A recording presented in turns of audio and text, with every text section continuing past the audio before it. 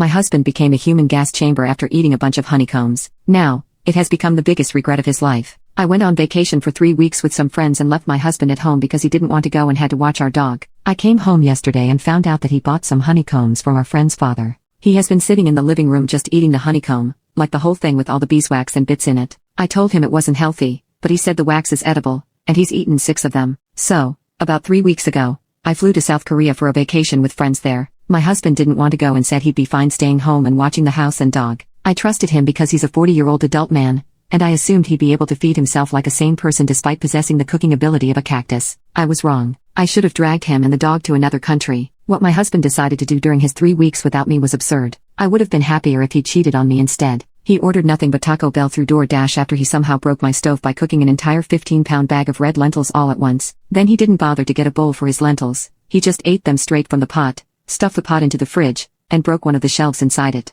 Now realizing his mistake, he ordered terrible tacos for the remaining 2 weeks. Also, for some reason, he bought a bunch of honeycombs from one of our friends' fathers and decided those made a good snack. He has eaten nothing but beeswax and honey for the last few days because he's some weird alien in a human disguise. Honeycombs give you gas, and Taco Bell gives you gas. So now it's today, and I'm awoken by what sounds like someone revving a motorcycle in my bedroom, followed by the stench of the fiery pits of hell itself. It's 5:30 in the morning. He gets up and uses the toilet as I'm opening the windows in a poor attempt to ventilate the house, but it's too late. He doesn't even have a solid poop. It's just 10 minutes of gas, like 20 seconds of non-stop farts followed by a huge gasp of air and then another 20 seconds of gas. By this time, the dog had hidden under my couch because it didn't know what those loud honking noises were and feared for its safety. I am considering joining it, but I will continue to open every window in my house. It's 62 degrees out and windy. The wind just blows the fart smell around the house. My husband has left the bathroom and has walked upstairs. It sounds like there's a small 2-stroke engine in his pants. I can't take it anymore, so I scream that I will get breakfast at the diner and leave him. I bring the dog with me because the dog follows me out of the house. After all,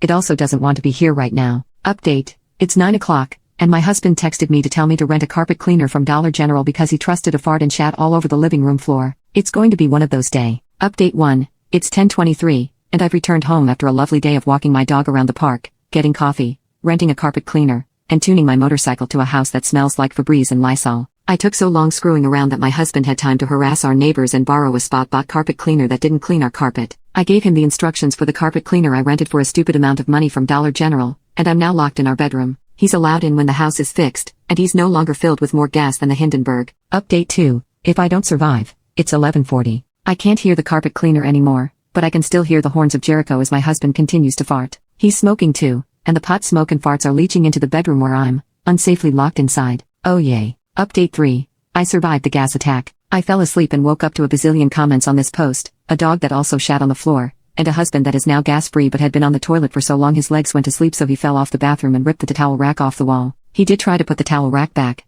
but now I need to buy drywall anchors because if you look at it funny, it just falls off again. He says, I'm never doing that again, but he'll probably do something similar in 6 months because I'm on the Truman Show. Update 4. So apparently, you can't digest beeswax. So my husband has turned into a human shotgun that's entirely powered by gas. He says it comes in waves, so it's gas, then beeswax, then gas, followed by more beeswax. I think he ate the entire beehive. Final update: my husband gave himself food poisoning from all of the raw honeycombs. He finally came to his senses after I sent him on a fridge shelf replacement adventure by himself and told him he couldn't return until he found one. It took him 13 hours, and he had to leave the state because we had a weird Samsung smart fridge. So, he got the shelf and hopped back into his car, which he had been farting in all day long, in 90-degree heat, and almost bombed from the smell. Then he had to drive 6 hours with all the windows down, stop to buy Depends because he still had food poisoning, and finally make it home to apologize for eating like a 14-year-old boy and breaking my kitchen and trust. He also found a replacement barbecue cover and anchors for the towel bar he destroyed.